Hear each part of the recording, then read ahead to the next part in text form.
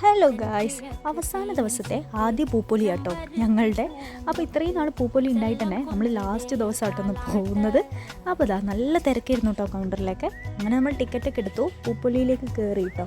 അടിപൊളിയായിരുന്നേ, പക്ഷേ വൻ തിരക്കാട്ടോ. ലാസ്റ്റ് ദിവസം ആയതുകൊണ്ടായിരിക്കണം ഞാൻ അധികം പൂക്കളൊന്നും ഇതിൽ ആഡ് ചെയ്തിട്ടില്ല കേട്ടോ. ഇതിന് മുന്നേ തന്നെ ഞാൻ പൂപ്പൊലീൻ്റെ ഒരു വീഡിയോ ഇട്ടിരുന്നു, അത് തുടങ്ങുന്നതിൻ്റെ മുന്നേ കേട്ടോ. അതിൽ ഏകദേശം എല്ലാ പൂക്കളെയും ഞാൻ ആഡ് ചെയ്തിട്ടുണ്ട്. പിന്നെ പറയാണ്ടിരിക്കാൻ വയ്യ കേട്ടോ, തിരക്ക് മാത്രമല്ലേ വൻ പൊടിയും കേട്ടോ. നമ്മൾ നടക്കുന്ന നല്ല പൊടി പാറുകയാണ്, ഒരുപാട് ആൾക്കാരും ഉണ്ട്. അതുകൊണ്ട് തന്നെ ഇനി ഈ മഞ്ഞപ്പൂക്കളൊന്നും ഒന്നും ആയിട്ടില്ല കേട്ടോ. ചെണ്ടുമല്ലി നല്ല രസമുണ്ട് കേട്ടോ. എല്ലാ പ്രാവശ്യവും ഇവർ നീട്ടലുണ്ട്, ഇപ്രാവശ്യം എന്തായാലും ഇവർ നീട്ടിയിട്ടൊന്നുമില്ല കേട്ടോ.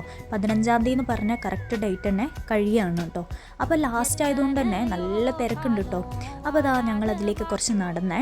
നിങ്ങൾ വിചാരിക്കുന്നുണ്ടാവും പൂപ്പൊലി തുടങ്ങുന്നതിന് മുന്നേ എനിക്ക് എങ്ങനെ വീഡിയോ കിട്ടി ഞാൻ വരാണ്ടെന്ന്. അതെൻ്റെ കെട്ടിയവന് ജോലീൻ്റെ ഭാഗമായിട്ട് ഇടയ്ക്കിടയ്ക്ക് ഇങ്ങോട്ടൊക്കെ വരണം കേട്ടോ. അതുകൊണ്ട് തന്നെ അവർക്ക് പാസ്സും ഉണ്ട്, ടിക്കറ്റ് എടുക്കേണ്ട ആവശ്യമില്ല. അപ്പോൾ അങ്ങനെയാണ് കേട്ടോ എനിക്ക് വീഡിയോസൊക്കെ കിട്ടിയത്. പിന്നെ ഞങ്ങൾ അതിലേക്ക് കുറച്ച് നേരം നടന്നു.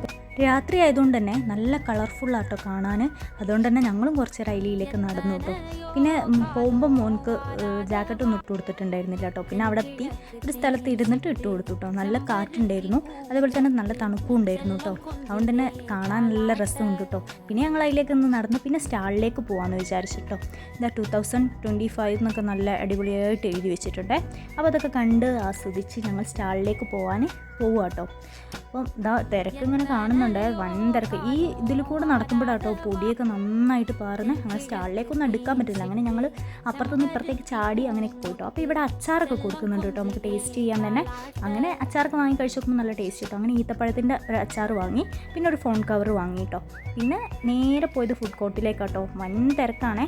പിന്നെ അവിടുന്ന് കോളിഫ്ലവർ വാങ്ങിട്ടോ, അത് കഴിച്ചേ. ഇവരുണ്ടാക്കുന്നതിന് ഒരു പ്രത്യേക രസമാട്ടോ. നമ്മൾ എത്ര വീട്ടിലുണ്ടാക്കിയാലും ഈ ഒരു രസം കിട്ടൂല കേട്ടോ.